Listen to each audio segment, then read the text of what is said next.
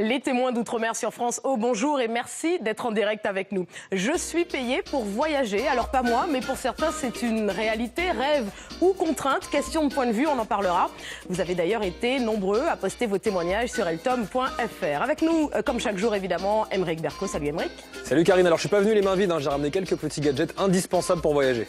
Ça marche, Gaël Mallet pour la revue du Monde, on part pour la Croatie, Gaël aujourd'hui. Où un globe-trotteur atypique s'est lancé un défi, et pas des moindres, faire le tour du monde avec moins de 7 € par jour. Ouais, je pourrais jamais, la seule, l'unique, Louise Denisot en cuisine tout au long de la semaine. Salut Louise. Bonjour Karine, aujourd'hui on va voyager aussi dans l'assiette, c'est possible, je vais vous proposer une recette brésilienne. Intéressant, l'image du jour nous arrive de Guadeloupe, dans le top 10 des destinations touristiques préférées des Français. Et puis la minute drôle signée aujourd'hui Christopher CDG, ça ne s'invente pas. Voilà pour le délicieux menu du jour, les témoins d'outre-mer, c'est parti.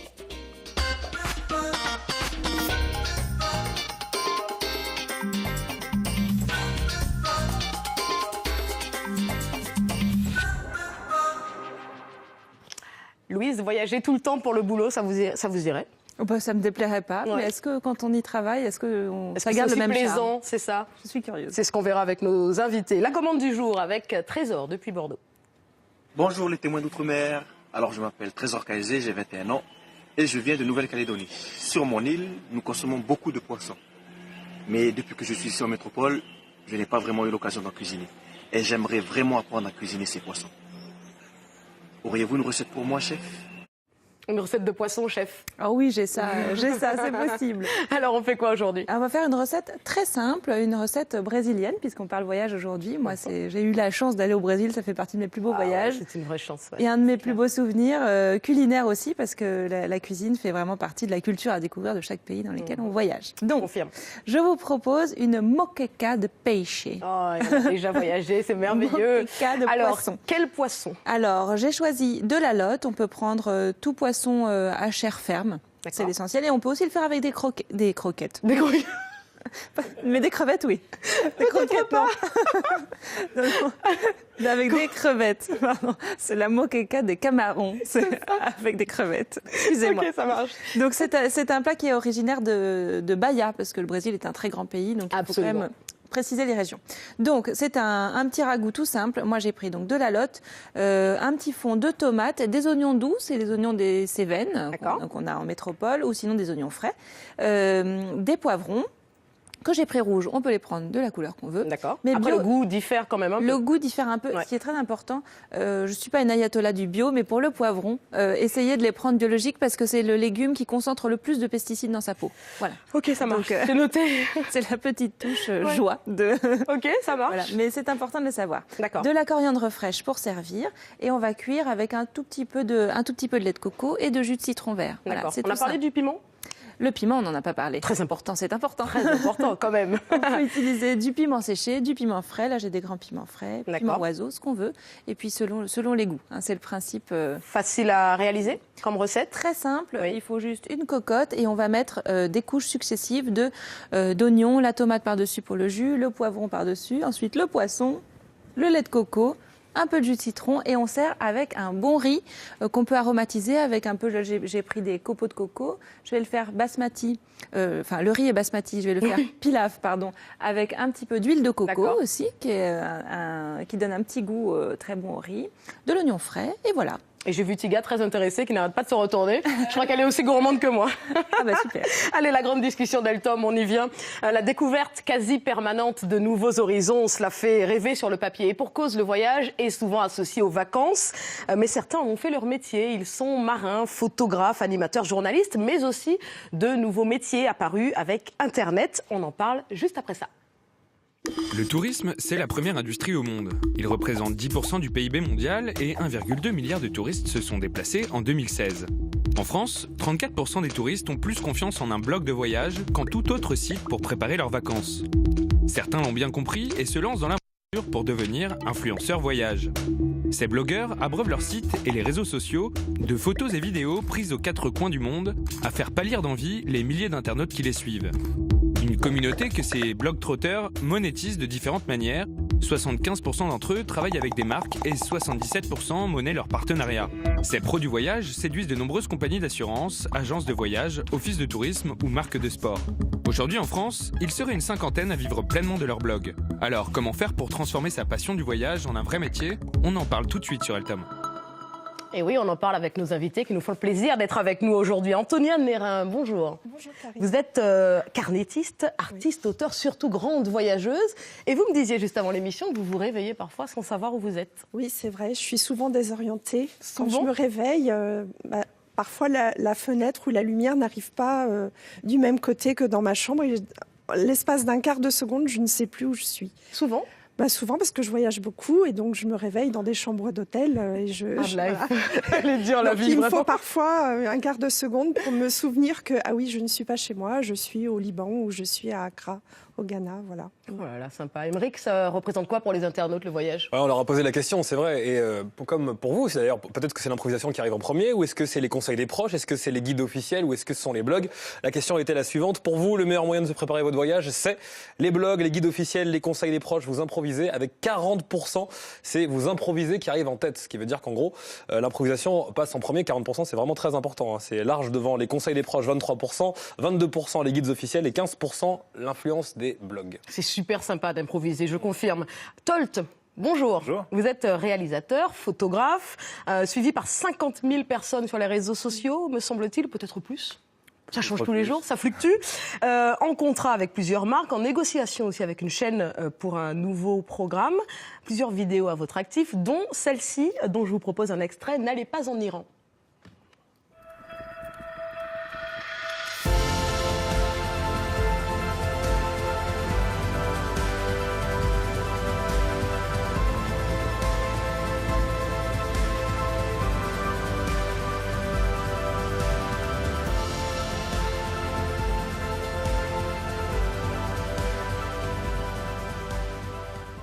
Alors évidemment, un clip qui est l'occasion de démonter les clichés. Hein. Vous êtes, qu'est-ce qui vous a amené là-bas, en Iran? Ça s'est fait un peu sur un hasard. En fait, c'est un ami qui m'a dit « Ouais, t'es chaud pour faire un petit voyage ».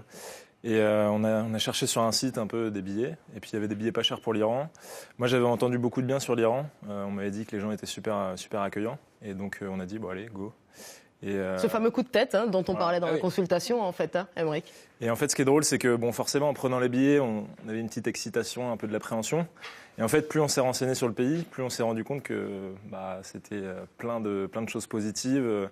Et en fait, toutes les appréhensions ont commencé à s'effacer au fur et à mesure qu'on se renseignait. Comme quoi, il faut aller sur place. Rien de mieux. Exactement. Tiga, bonjour. Salut Karine. Réalisatrice, animatrice. Sur France Télé, on vous connaît parfaitement bien. Et j'ai envie de dire, France O, France 5, Échappée belle depuis le début de l'année. Oui. Et puis Riding Zone, on en parle dans un instant. Extrait. Non Alex, il faut que t'essayes. Le cerveau il dit non mais c'est mort, jamais de la vie. Rien qu'à voir comme ça, mais moi j'ai des miquettes. Hein, Ah non mais je fais pas ça du tout moi. Allez on compte.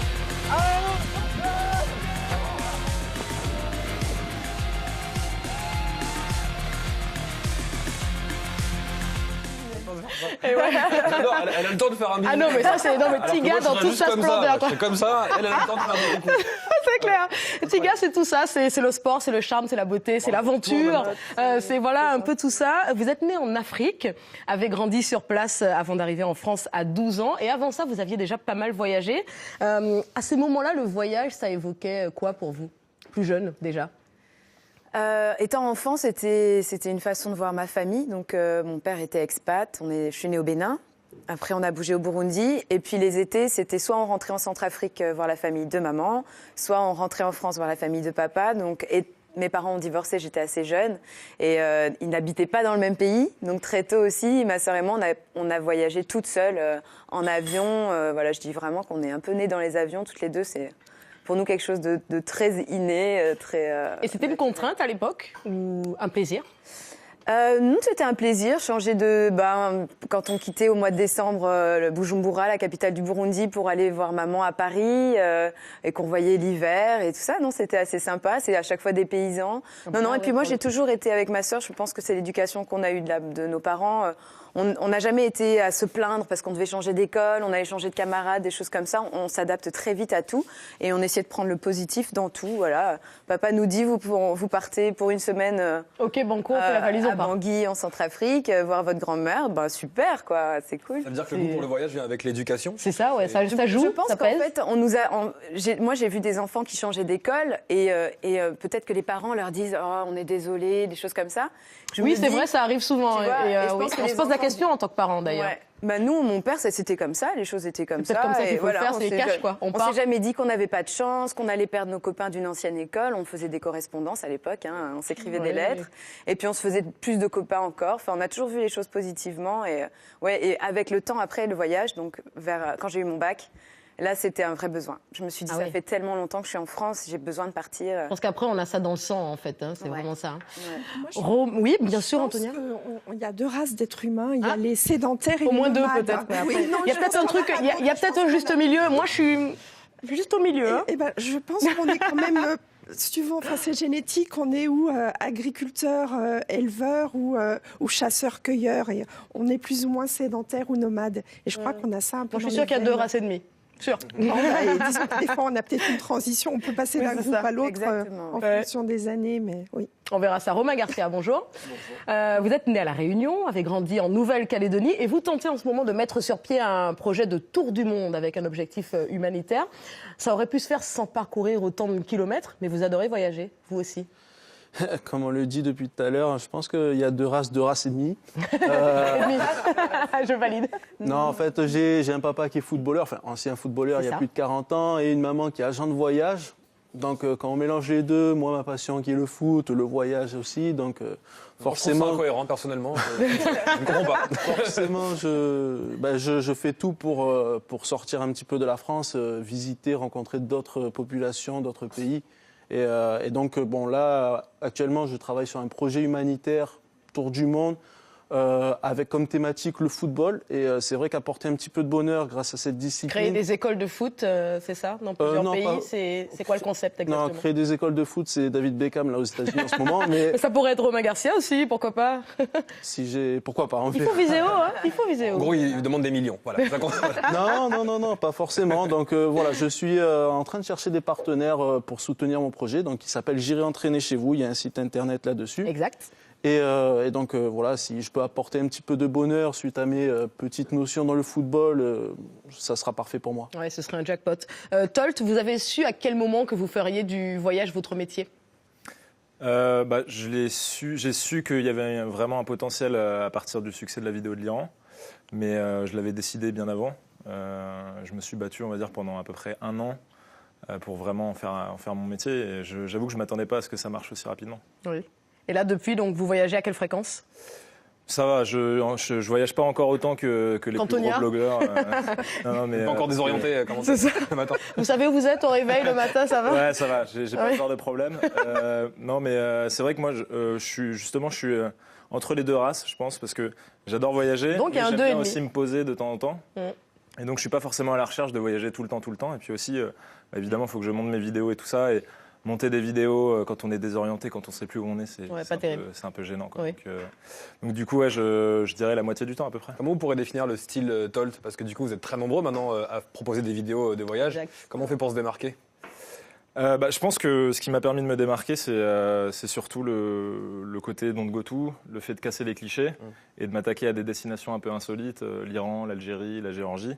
Et donc oui, je pense que on va dire que c'est un peu ça ma patte. Après, il y a aussi, j'essaye toujours d'avoir un côté un peu cinématographique dans mes vidéos et de faire de la qualité. Ouais. Après, il y en a d'autres, hein. Je suis pas le seul, mais voilà. Et puis aussi, toujours une approche assez authentique, proche des gens. Pour pas tomber dans les vidéos trop institutionnelles pour lesquelles finalement on n'arrive pas à se projeter, on se dit pas ça je vais le vivre.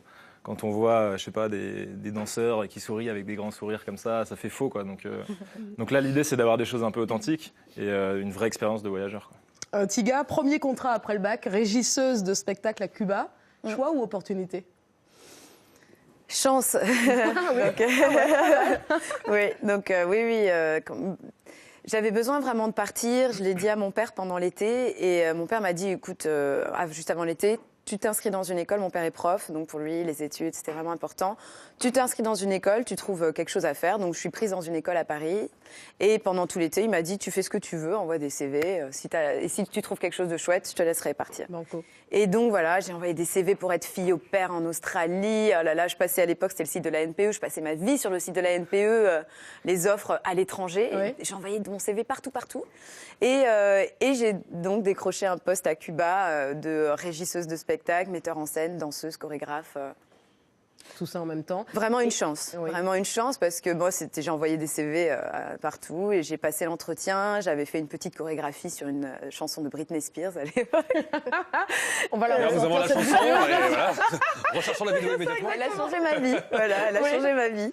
Et puis là, ça a commencé vraiment ce que je faisais par passion avec mes amis à l'école. Je donnais des cours de danse, j'avais des troupes de danse. C'est devenu mon métier. Je suis montée sur scène professionnellement. J'avais des troupes et voilà, c'est vraiment là que les choses ont commencé. Ouais. Si on vous bloque au même endroit pendant un an, vous déprimez, vous avez besoin de bouger. Oui, C'est valable c'est ça. pour tout le monde. Ah ouais, je crois. Ouais, voilà, c'est pas bien. Je suis malheureuse. D'autant que vous avez été mannequin aussi, vous avez parcouru la planète, Londres, Johannesburg, Athènes, Milan, partout.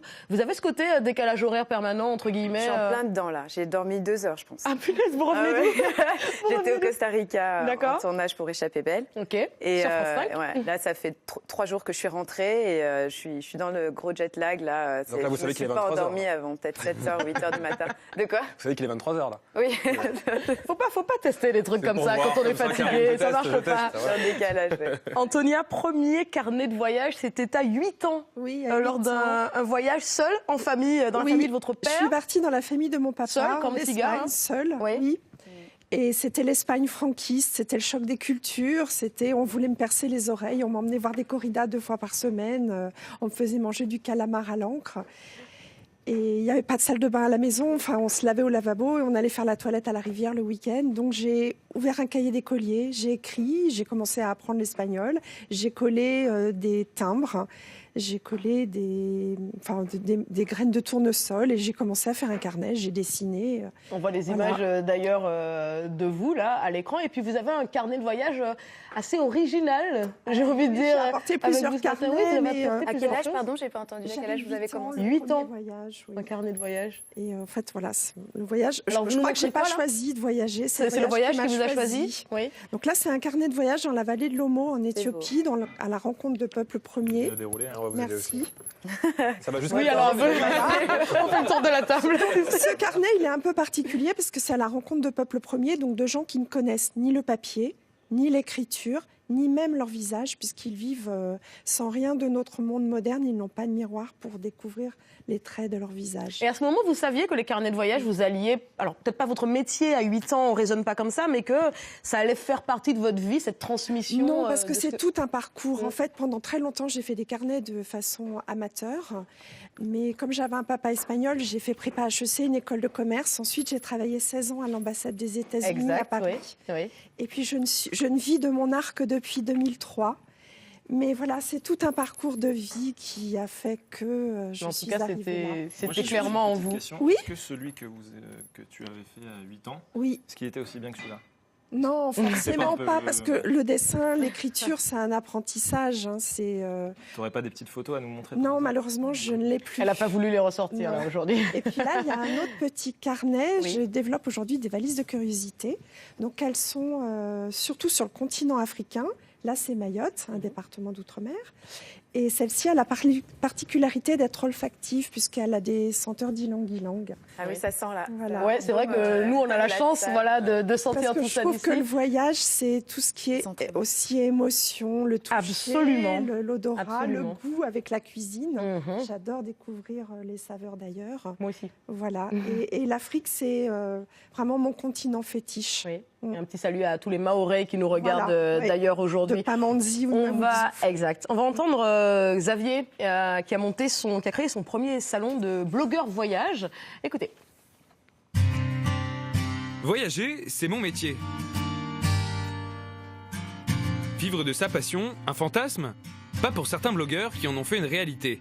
Leur métier? Voyager. En publiant des photos et des vidéos attrayantes sur leur réseau, ils ont pu rendre cela possible en fédérant une communauté. Et plus celle-ci est grande, plus ils peuvent nouer des partenariats avec les professionnels du tourisme et ainsi être rémunérés. Désormais, il existe même un salon pour ça, le salon des blogueurs de voyage. Xavier Berthier, le fondateur, nous explique les objectifs d'un tel rendez-vous. Blogueur voyage, c'est un vrai métier et un vrai métier d'avenir. Fin 2013, j'ai eu l'idée de lancer le premier salon des blogueurs de voyage francophones.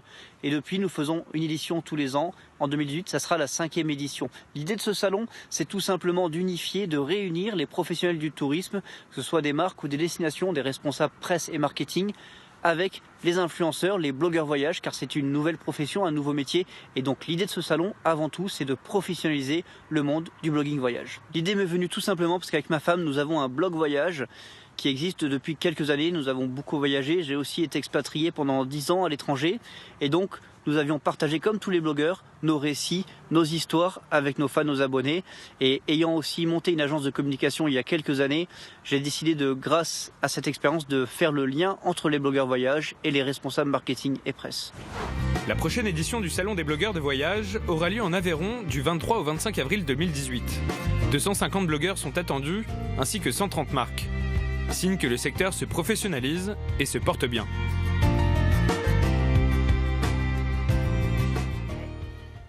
Une question valable pour un peu tout le monde, j'ai envie de dire. Quelle est la part de peur de la routine dans le choix de vos professions, Tiga?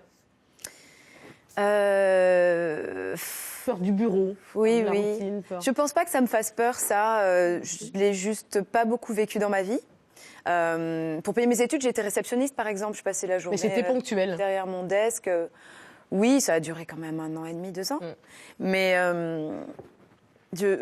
je pense pas que ça me fasse peur. Ouais. Tout est un voyage. Je pense une vie de bureau. Je pense que quand ma sœur me raconte sa vie de bureau, je trouve ça assez passionnant. Oui, mais vu de l'extérieur. Après, je suis sûre qu'on vous met derrière un bureau. Peut-être que je m'ennuierais. Après, j'ai l'impression vraiment de me satisfaire de toutes les situations. J'ai bossé au McDonald's. Le matin, je passais la mop, la serpillère. Il y avait du zouk qui passait à la radio et je trouvais ça super. Je m'amusais quand même. Enfin, voilà, je suis assez positive dans la vie. Je confirme ça. Et je voulais juste revenir sur quelque chose qu'on a dit, parce qu'on disait en rigolant tout à l'heure qu'il y avait 2 mondes ennemis. Pas forcément ennemis. Voilà, mais on disait en rigolant, ça s'est dit 2 races ennemies. Et en fait, je pense qu'il y a donc les voyageurs et puis il y a les sédentaires, il y a ceux qui ne bougeront pas. Mais ces gens-là, c'est eux qui font l'identité d'un lieu. C'est-à-dire que quand on voyage, ces gens, ceux qui n'ont pas, ce sont eux qui gardent un petit peu les traditions, qui gardent la culture d'une région, d'un village, d'un pays. Et donc, ils sont aussi très importants. Ah oui, c'est-à-dire que... évidemment. Et je vais même rebondir là-dessus par rapport à la routine aussi. Je pense que voyager, ça peut devenir une routine aussi. Hein. C'est vrai. Faire sa valise, aller à l'aéroport, prendre le train. Être tout le temps dans l'avion. Et moi, je suis arrivée aujourd'hui à un stade où le voyage, c'est bien. Mais j'aimerais aller plus loin. Maintenant, j'ai envie de vivre ailleurs. Ah oui, donc là, parce c'est encore... Non. Après avoir parcouru 60 pays, j'ai envie de dire. Ce serait parce que voyager, on reste très très en superficialité bien sûr. quelque part. Ça, c'est encore une autre moi, j'aime dimension. retourner au même endroit. Ce serait où si vous deviez poser vos valises dans un pays quelque part du continent africain. J'allais dire. Et j'aimerais Kinshasa si Dieu m'en donne la possibilité. Mais pourquoi pas, ma foi. Vous arrivez à avoir des amis du coup un peu partout, parce que nous, parfois notre cercle d'amis qui est restreint à l'endroit où on vit, mais vous du coup vous avez des amis dans le monde entier. C'est la difficulté, c'est qu'on a plein d'amis, mais on les néglige et on les maltraite parce qu'on n'a pas le temps de leur consacrer. C'est un lien dans le temps. Qu'on aimerait. C'est vrai que moi j'ai gardé contact avec des gens en Algérie, en Iran. Bon, c'est pas des amis. Oui, voilà, entre garder le contact et avoir des amis, c'est quand même. Je sais que c'est des gens qui s'ils viennent en France, je serais ravi de les accueillir. Voilà. Si je retourne là-bas, ils seront ravis de m'accueillir. Donc c'est quand même déjà assez fort. La vie privée, les petits copains, petites copines, femmes, maris. Non mais c'est vrai. Non mais t'as entendu le silence? On ne sait pas ce que c'est. Un vide sidéral. Ça existe quand on voyage autant? Oui, ça existe, oui. Ça existe. Mais là, c'est un timing qui est assez mauvais pour ma part. Mais ouais. Parce que je viens de me séparer en fait de ma copine. Donc, mais je ne sais pas si c'est forcément lié à. Je sais pas si c'est forcément lié au voyage, mais c'est sûr que je pense que le fait de voyager tout le temps, ça peut apporter certaines complications, surtout quand l'autre personne n'a pas forcément envie du même genre de vie. Oui, pour construire, avec quelqu'un, c'est difficile. En plus du voyage et de l'absence, je suis là à l'heure actuelle, je suis à peu près absente 20 jours par mois. Je suis pas chez moi, pratiquement 20 jours par mois. C'est considérable quand même. C'est beaucoup. Oui. Et en plus de cette absence, il y a aussi la médiatisation. Je travaille à la télé. Donc, c'est deux choses qui sont un peu compliquées. Quand on rencontre quelqu'un, c'est un peu, c'est comme si. Ça n'aide pas. Ouais, non, ça n'aide pas. Voilà. Ah ouais. Voilà. Non, mais ça peut être à la fois attractif. Au début, c'est assez passionnant, je pense, pour quelqu'un qui me rencontre. Ouais. Mais au bout d'un moment, dans la vraie vie, ça l'est moins. Ça peut être lassant. Parce que. Avec tout ce que ça implique et les gens qui vous abordent tout le temps. Ça va très vite. Je suis aussi disponible tant que possible pour les gens qui me suivent, pour les gens qui me soutiennent, donc sur les réseaux sociaux. Donc voilà, je pense que oui, effectivement, dans la vie privée, quelqu'un qui n'a pas une vie privée aussi exaltante que la mienne, enfin une vie sociale, professionnelle aussi exaltante que la mienne,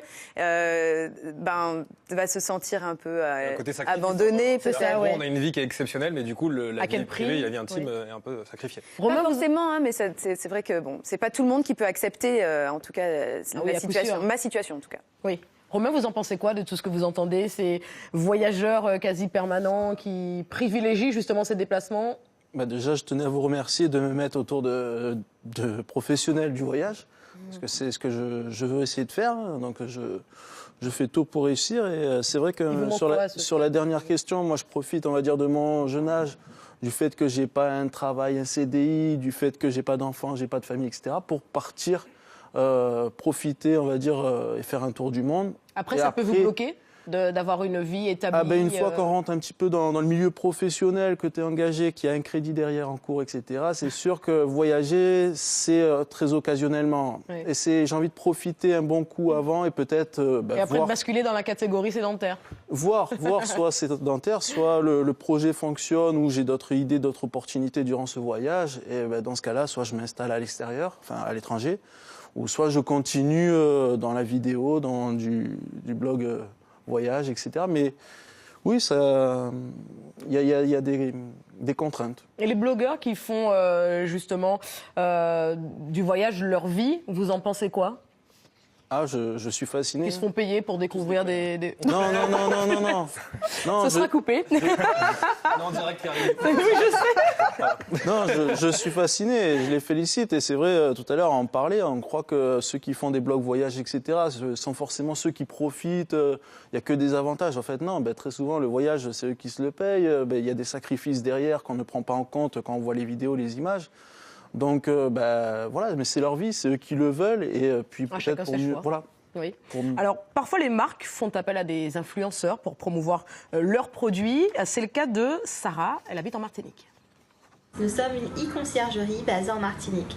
Dans la boucle du voyageur, nous intervenons au dernier moment, une fois qu'ils sont bien installés dans leur villa de standing. Dans le marketing digital via les influenceurs, on voit souvent que ce sont des marques qui font appel à eux. Et je me suis tout simplement dit qu'il était temps de les inclure dans une stratégie de marketing touristique. J'avais envie de participer au développement de la Martinique, à la valorisation de la Martinique et en même temps de notre start-up. Du coup, j'ai décidé d'associer les deux et de tester ce que pourrait donner un voyage de presse touristique en Martinique pour valoriser l'île. Je voudrais juste revenir sur la question de la vie personnelle avec Antonia qui n'a pas répondu tout à l'heure. Et la gestion de crise entre les déplacements permanents. C'est bon, j'ai échappé. Elle s'est dit, ouais, je vais mentir. Eh ben non. Alors, je vis avec un voyageur aussi. Donc, on essaye de voyager ensemble quand c'est possible. Et sinon, j'ai 2 grands-enfants qui sont adultes et qui ont attrapé le virus du voyage eux aussi. D'accord. Mais ce que j'avais envie de dire, c'est que moi, je suis aussi dans un voyage qui est l'éloge de la lenteur. Parce que quand on dessine et qu'on s'assoit quelque part pour dessiner, on ne peut pas faire les choses rapidement. Donc, tout ce qui est réseaux sociaux me sert à promouvoir mon art. Mais je suis quand même dans cette idée du voyage à la lenteur. Et le voyage, pour moi, n'est pas que partir avec son sac à dos loin à l'autre bout du monde. Parce que le voyage primordial, c'est la vie qu'on est en train de mener. C'est ce voyage que nous faisons depuis notre naissance vers un inconnu, puisqu'on ne sait pas où nous allons. Et c'est ça qui est beau. Et c'est ce voyage-là qu'il ne faut pas rater, qu'il faut réussir et dont on doit prendre conscience. Donc qu'on soit ici ou ailleurs, voilà, exactement. On n'est pas temps et demi, en fait. On n'est pas tant ennemis. Non, c'était vraiment je vais pas essayer dans de créer un cette truc. idée-là. Tolt, vous vivez de tout ce que vous faites? Je ne suis pas encore millionnaire, Oui. mais oui, j'arrive à en vivre, j'arrive à me nourrir. Après, c'est un type de vie qui est particulier. C'est-à-dire que à côté de moi, mes amis, ils ont tous un appart, des choses comme ça. Moi, aujourd'hui, je n'ai pas trop d'intérêt à louer un appart parce que je ne suis pas là la moitié du temps. Donc, voilà, Donc vous habitez où? Chez des amis, chez de la famille? Quand j'avais encore une copine, j'alternais entre chez mes parents et chez ma copine. Oui. Là, aujourd'hui, je suis de retour chez mes parents. Donc, D'accord. voilà. Mais ouais, j'alterne entre voyage et chez mes parents pour l'instant. Mais oui, je pense qu'aujourd'hui, je peux vraiment dire que j'en vis. Après, ça... Qui vous paye, en fait? C'est une question basique, mais c'est vrai qui vous paye? Qui me paye, c'est surtout des offices de tourisme. Ça va être des marques, par exemple, des compagnies aériennes. Ça va être aussi des boîtes de prod. Par exemple, j'avais fait une web-série pour la boîte de prod qui s'occupait du Vendée Globe. Voilà, ça dépend des projets, mais c'est vrai que c'est surtout des professionnels du tourisme. D'accord. Aymeric, le sac à dos du Parfait Voyageur? Oh bah oui, et là on a envie de voyager. Après tout votre témoignage tout à l'heure, j'espère que vous allez pouvoir valider les petits objets, gadgets que j'ai ramenés pour vous. J'espère que ça va vous inspirer également, Romain. Alors qu'est-ce que c'est que ça? Du coup, on n'imagine pas? Non, c'est pas un kawaii, non. Kawaii banane. C'est vrai que ça y ressemble. Non, c'est pas un commence à kawaii. dire la même chose. Non, personne n'a trouvé? Un hamac, ça aurait pu. Ni un ça aurait kawaii, pu. ni un hamac. Eh ben, vous vous Un rendez sac, pas compte, peut-être. mais c'est un sac à dos. C'est un sac à sac. dos complet qui, en plus, écoutez bien, le sac à dos, il s'adapte au volume. Donc, du coup, on peut mettre plein de choses à l'intérieur. D'ailleurs, je vais l'essayer pour vous, carrément. Et vous allez voir, je vais me lever. Comme ça, vous verrez que c'est un vrai sac à dos. Pour moi, ça, c'est indispensable. Vous avez vu, c'est parti de rien. Oui. Et maintenant, c'est comme ça. Pas mal, non? Ouais, c'est Dans assez ce sac à dos, qu'est-ce qu'on y met? Je vais vous ramener un autre objet, pour moi, qui est indispensable, notamment quand on va sur la plage. Qu'est-ce que c'est? Attendez, je vais mettre un peu de lumière. Non. Une enceinte. Ah, une enceinte? Tout à fait. C'est une oui. enceinte, pas n'importe quelle enceinte, c'est une enceinte qui fait lanterne également. Mais ça attire toutes les bestioles, ça, une lumière sur la plage. Mais Karine, mais qu'est-ce que vous dites? J'ai pensé à tout. Bien sûr que ça attire les bestioles. Voilà, sans transition. Parce que moi, je suis anti-bestiole, hein, je suis désolée. Anti-bestiole, je comprends. C'est pour ça que j'ai ramené un anti-moustique solaire. Voilà, il est tout petit. Wow. Il fait un petit bruit. Alors, je sais pas si vous allez l'entendre, je vais le mettre près de mon micro. Ça peut m'être très utile parce que je crois qu'ils m'aiment bien les moustiques. Les moustiques vous aiment bien? Moi aussi, eh bien, je le garde pour le moment parce qu'il faut que je continue de le montrer, mais on verra après, on pourra négocier. Et en plus, alors, ça c'est très important parce que ça nous est tous arrivé de partir en voyage et de se dire ah là là, on n'a pas du tout la bonne prise. Vous êtes d'accord, hein? Voilà. Donc c'est un adaptateur. Il existe plus petit. Hein. Non mais l'Europe, il y a l'Australie, il y a l'Angleterre. Regardez, il y a à peu près tout. Ouais, moi aussi j'ai ça, mais en plus petit. Vous avez plus petit? Très bien. Bah, écoutez, je vous trouverai le plus petit. Je vous montrerai le plus petit que vous avez. Mais en tout cas, c'est très pratique. Mais en tout cas, l'idée, voilà, est très intéressante. Absolument. Par quelqu'un qui est en train de nous regarder. Pardon. Bon, c'est plutôt pas mal ça. C'est plutôt pas mal même, effectivement. Tiga, vous avez déjà été amené à aller quelque part qui ne vous attirait pas du tout sur le papier, une destination qui ne vous parlait pas du tout? Probablement une destination où je n'aurais pas été. Là, il faudrait que j'ai pas vraiment de souvenirs. Je suis assez curieuse de tout. Oui. Je sais par exemple qu'il y a quelques années, si on m'avait dit la Russie, ça m'aurait pas. Mais avec le temps, je me suis un petit peu plus intéressée. J'ai vu des émissions, des choses comme ça. L'architecture a l'air grandiose, voilà. Et moi, c'était plutôt le peuple qui me faisait peur. En tant que noire, j'ai cet a priori où j'ai l'impression que on aura peut-être du mal à se rencontrer, voilà. Mais c'est pas une évidence. C'est pas si sûr que ça finalement. Donc la Russie aujourd'hui, c'est une destination qui m'intéresserait beaucoup. Non, là tout de suite, désolée Karine, j'ai pas. Non, mais pas désolée, au contraire, tant mieux, parce que ça veut dire que le monde est ouvert et que a priori. Et vous voulez se fâcher avec personne surtout. Vous avez raison. Ah, j'essaie de mettre le côté positif. Ouais. La Chine a été. J'étais très curieuse de la Chine. Je suis partie 1 mois là-bas et je suis revenue. Alors, c'est vraiment la caverne d'Ali Baba. Il y a tout est faux. Hein. T'as ton téléphone, tout est là-bas. Tu peux tout trouver. C'est tout des fake choses. Ouais.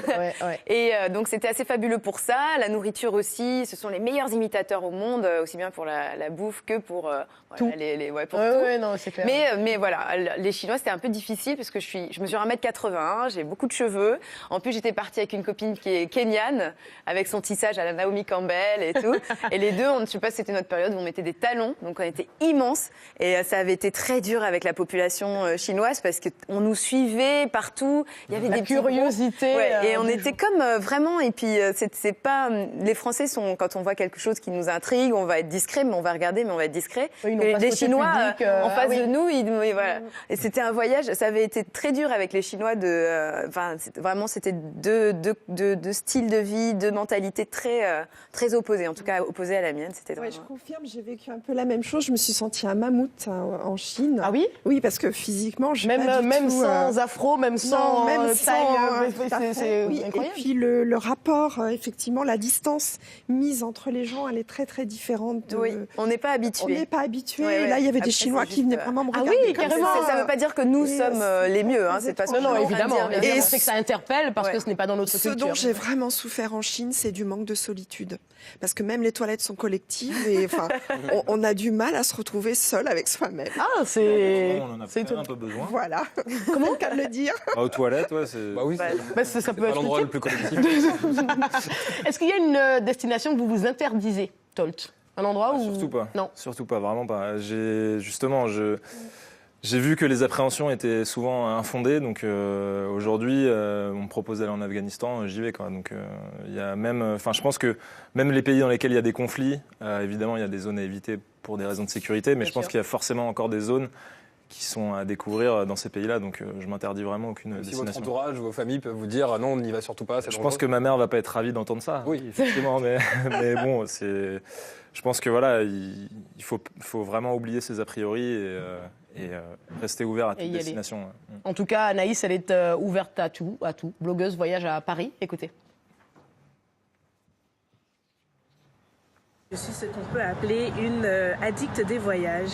En effet, j'essaie de voyager au moins une fois par mois parce que ça me permet de respirer un peu, de prendre l'air et aussi de découvrir d'autres cultures, d'autres environnements, d'autres paysages, parfois même un autre climat.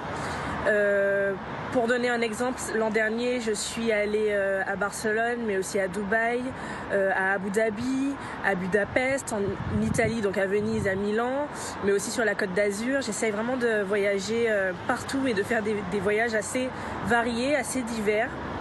Et la question que j'ai à poser à l'influenceur, c'est comment il a réussi à attirer du monde sur ses réseaux sociaux, à être contacté par des marques et aussi comment il a réussi à faire de sa passion un business. Parce que c'est vrai que je partage mes voyages avec mes abonnés sur YouTube et sur Instagram et Snapchat, mais je n'en vis pas encore. Anaïs, à Paris, est-ce qu'il y a un moment où vous arrêterez tout ça? Arrêterez de voyager? Sûrement pas. Non. Ah ouais, comme ça c'est clair, net. Ah non. Antonia? Moi, je pense que oui. J'aimerais être dans la contemplation, j'aimerais me poser, j'aimerais aussi lâcher mes crayons et mes boîtes d'aquarelle. Et juste savourer. Et faire juste le tour de mon quartier, les mains dans les poches. Figa? Je pense pas, non. Non, après, depuis plusieurs années, j'ai eu la chance de pouvoir vivre sur des destinations qui me plaisaient. Donc, je suis partie vivre 6 mois, 8 mois à New York, à Londres. Bon, j'ai fait 1 mois en Chine. Je suis restée un peu en Afrique du Sud et tout. Donc, comme tu le souhaites aussi, partir pour m'installer quelque part et puis revenir éventuellement. Non, je crois que je voyagerai toujours. Romain, plutôt Tiga ou Antonia? Ah, Tiga, ouais. Ouais. Tiga, Team Tiga et Tolt. Aymeric, une sélection musicale pour voyager au top. J'imagine que vous aimez bien voyager et entendre de la musique. Voilà, c'est pour ça que je vous ai fait une sélection qui va un petit peu avec les moments qu'on peut avoir en voyage. Par exemple, si on prend le bus, un peu comme ça à la route, je vous propose d'écouter un peu de Sahel, artiste martiniquais, avec le morceau qui s'appelle Tchembere de Pamoli. C'est magnifique, c'est parfait. Ah ouais. Une pensée pour les déprimés, oppressés, les opprimés, ceux qui veulent décompresser. Tchembere de Pamoli, pour ralentir ceux qui sont pressés, stressés, pour dépêcher ceux qui ne veulent pas s'empresser. Tchembere de Pamoli. Vous la connaissez par cœur, Karine? Mais grave, j'adore Sahel. Bah ouais, dans le bus, c'est parfait. Si vous voulez un petit voyage à pied, un peu style Globetrotter, le classique de Gérald de Palmas sur la route, ça peut être parfait, ça peut motiver, on écoute. J'étais sur la route toute la sainte journée. Je n'ai pas vu de doute en toi s'immiscer. J'étais sur la route toute la sainte journée. Si seulement j'avais pu lire dans tes pensées. Très très bien. Ah mais l'ambiance sur le plateau. Hein. Et Tol, t'as imité Gérald de Palmas et c'était pas mal. On peut avoir un petit remake là J'ai des talents cachés, ouais. C'était pas mal, j'ai bien aimé. Un groupe polynésien, ça peut faire plaisir également. Ouais. Oui, vous voulez, si on voyage en mer, par exemple, je vous propose d'écouter Te Vaka, We Know the Hay, c'est magnifique, We Know the Way. Écoutez, magique.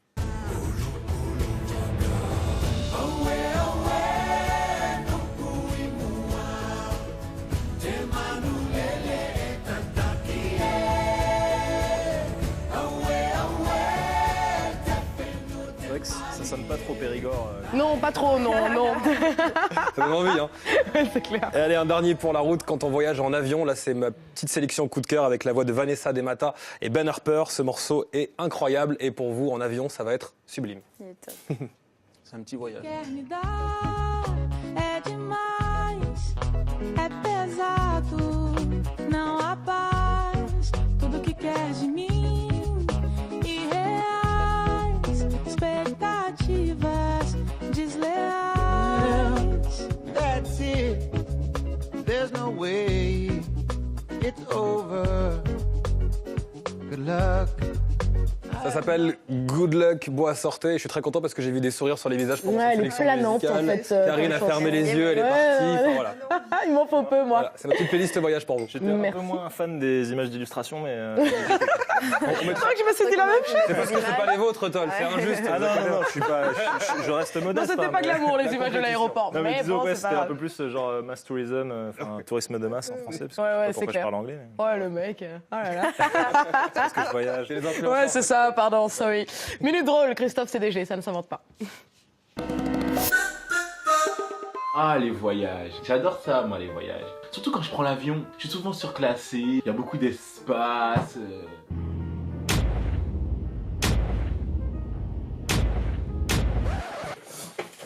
Et quand tu voyages seul, quand tu es célibataire, tu peux faire de belles rencontres, il y a des belles personnes qui peuvent s'asseoir à côté de toi et ça peut être très avantageux pour toi. Excusez-moi, c'est bien ici le siège 95C? Ouais.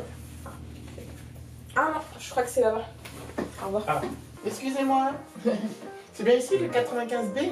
Ouais. Ah oui, c'est là, merci. Vous êtes très jolie. Quand t'as des longs trajets, bah, tu peux dormir tranquillement parce que dans l'avion c'est calme, personne peut t'embêter. Le seul petit inconvénient qu'il puisse avoir, ce sont les turbulences. Mais bon, ouais, j'ai pas peur des turbulences. Je veux plus prendre l'avion. D'ailleurs, j'ai un avion à prendre, donc allez, ciao ciao.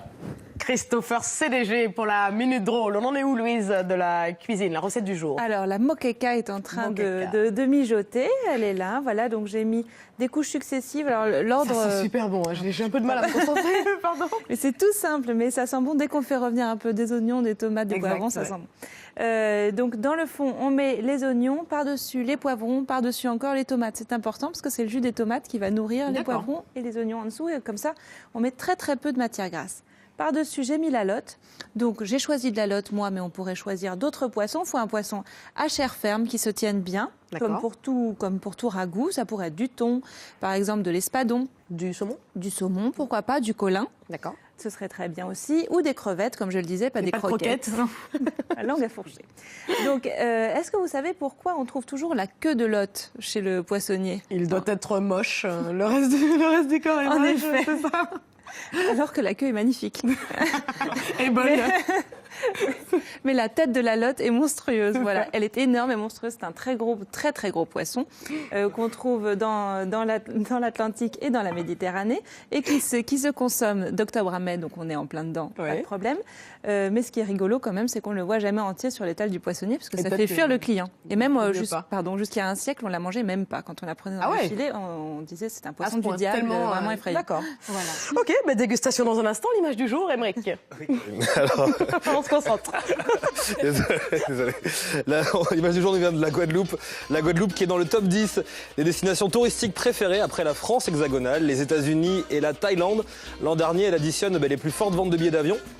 Un intérêt croissant de cette destination qui s'explique par les packages d'activités multiples et variés proposés. Tout autant de belles façons de découvrir cette île aux multiples couleurs, Karine. Et oui, une superbe île. Salut à tous les Guadeloupéens. Merci beaucoup, Émeric. On continue à voyager avec Gaël, la revue du monde. Et on commence avec une jeune Australienne très chanceuse. Tellement, elle s'appelle Sorel Amore. Elle n'a même pas 30 ans qu'elle sillonne le monde entier et elle est payée pour découvrir les plus belles destinations du monde. Regardez. Voyager, le meilleur job du monde. Sorel Amore, une Australienne de 28 ans, est payée pour voyager. Cette blogueuse de voyage est installée en Islande et sa vie a totalement changé du jour au lendemain. Il y a un an, elle remporte un concours organisé par une agence de tourisme de luxe. Pendant 3 mois, elle visite 12 destinations de rêve, parmi lesquelles Bali, les Bahamas, le Maroc ou encore le Costa Rica. Je suis devenue une blogueuse de voyage un peu par accident. J'avais une caméra en Islande et je ne savais pas vraiment quoi faire de ma vie dans mon pays natal. Beaucoup de gens voulaient en savoir plus sur l'Islande. J'ai donc publié plusieurs vidéos sur Internet. Ça a commencé à prendre de l'ampleur. Les gens me posaient encore plus de questions. Et à partir de là, j'ai commencé à produire des contenus en rapport avec le voyage. Je suis donc devenue une blogueuse. J'ai participé au concours Femme Homme parce que, pourquoi pas? Je voulais vraiment voyager partout et être payée pour cela. C'est un rêve devenu réalité. Je voulais aussi quitter l'Islande pendant quelques temps, alors ce concours était parfait pour ça. En plus, je m'étais fixé des objectifs, je voulais voyager dans 12 pays et être payée pour cela. Donc ce concours était l'occasion rêvée. Je me suis inscrite tout de suite et j'ai été prise. L'incroyable périple de Sorel a pris fin, mais la globe-trotteuse comptabilise désormais plus de 110 000 abonnés sur les réseaux sociaux et compte bien poursuivre ses aventures. Prochaines étapes, l'Égypte et la Jordanie.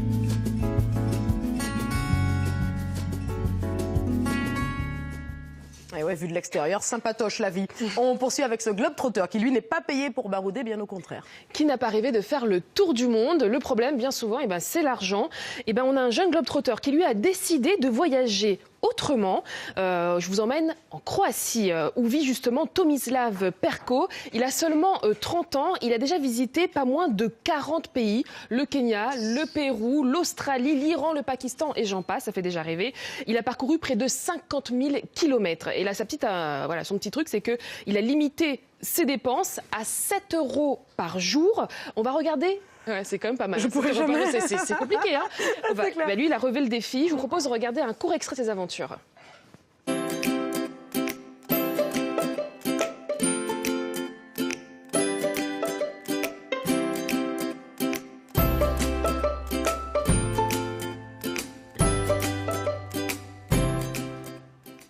Donc Tomislav fait le tour du monde avec moins de 7 € par jour. C'est un globe-trotter plutôt économe. Comment lui est venue cette idée? Donc c'est tout simple, c'est un ancien courtier en bourse en Croatie. Il a tout perdu lors de la crise financière en 2008. Ça a été un déclic, il a totalement relativisé. Il a voulu trouver un sens à sa vie et ça passait notamment par le voyage. On l'écoute. Je voulais voyager mais je n'avais pas d'argent. J'ai donc commencé à me renseigner sur d'autres alternatives, prenant en compte le transport, le confort, la nourriture, etc. Je voyage de cette façon depuis environ 7-8 ans. La différence principale entre le voyage traditionnel et les alternatives à ces voyages, c'est qu'il faut faire plus d'efforts. Par exemple, vous vous déplacez à pied au lieu de prendre le bus, le train ou l'avion. Pour l'hébergement, vous pouvez loger chez l'habitant, un matelas contre un service, un échange de maison. Il y a beaucoup de moyens d'économiser de l'argent. Donc, on a quelques conseils assez utiles. Oui, évidemment. En même temps, pas le choix. Avec 7 € par jour. Donc, utiliser des moyens de transport alternatifs comme la marche ou encore le vélo. Et l'autostop, apparemment, c'est l'une des meilleures alternatives selon Tomislav. Et le bateau-stop, parce que ça existe aussi. Et pour l'autostop, donc quelques conseils à garder en tête, notamment ne jamais faire de stop la nuit, par exemple. Et garder quelques anecdotes sous le coude pour divertir un petit peu notre chauffeur. Il faut qu'il reste quand même focus sur la route, bien évidemment. Et puis, il a également travaillé pendant son tour du monde, notamment par exemple en Australie, où la vie est assez chère. Pour financer en fait son voyage et sa traversée de l'Australie, il a travaillé une quinzaine de jours et il a pu effectuer toute une traversée de ce grand pays. Et le pays en fait est aussi réputé pour des salaires assez intéressants en Australie. Des expériences qui lui ont donc permis de découvrir ces pays avec un œil nouveau. Et c'est des expériences multiples, très intéressantes. On écoute Tomislav. Ce qu'il y a de génial avec cette façon de voyager, c'est que vous pouvez découvrir les cultures locales et vivre de vraies aventures entre votre point de départ et votre destination. Quand vous voyagez à pied, l'important n'est pas d'atteindre votre destination, mais ce qu'il va se passer entre-temps. Ma plus belle destination, je pense, c'était l'Inde. J'y ai passé 4 mois pendant mon tour du monde. C'est si varié, diversifié et différent de ce que je connais. Donc je pense que c'était mon voyage préféré. Donc après plus de 5 ans sur les routes, Tomislav continue de voyager, mais différemment. Parce que maintenant, il donne des conférences sur ses aventures. Il a sorti aussi 2 livres pour donner quelques conseils aux voyageurs qui seraient tentés par cette aventure de faire un tour du monde avec un petit budget notamment. Pile poil dans le thème. On reste en Australie. Gaëlle. Alors Karine, est-ce que vous aimez les chats? Du tout. Ah mince, mais c'est pas grave, on a quand même des amoureux, ça tombe mal, mais on a quand même des amoureux des chats, j'imagine, parmi nos téléspectateurs. Moi, j'adore les chats, et justement, je vous racontais cette histoire de Richard, qui est australien, qui sillonne justement l'Australie avec son compagnon Willow, ce petit chat qui est tellement mignon. Il a tout plaqué, travail, oui. Question de point de vue. Il a tout plaqué, donc travail, maison, pour poursuivre cette aventure à bord d'un van avec son chat. On va regarder quelques extraits justement de leurs petites aventures à Willow et Richard.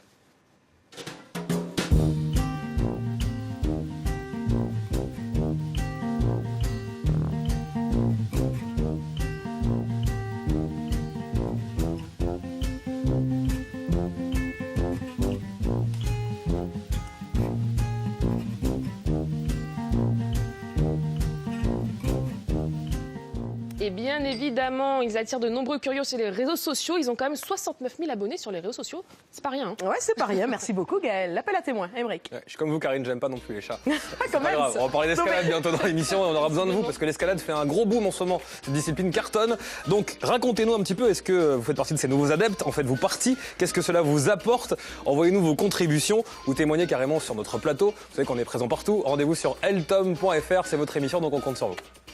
Merci beaucoup, Aymeric, pour l'appel à témoins. Alors, nous avons des voyageurs sur le plateau aujourd'hui, voyageurs à qui j'aimerais faire goûter le plat de Louise, afin d'avoir votre avis sur la question. Petite recette brésilienne, moqueca de poisson. Voilà, Je peux petit coup de citron vert. Voilà, merci beaucoup pour l'aide. Chartigue, moqueca. Alors, je vous fais passer les assiettes, goûtez donc. Et dites-nous ce que vous en pensez. Voilà, donc c'est Aymeric puni. Allez-y, je vous en prie. Voilà une recette que vous pourrez retrouver évidemment sur eltom.fr. Merci d'avoir été avec nous. Rediffusion ce soir, 18h55. Et je vous retrouve demain en direct à 11h45. À demain.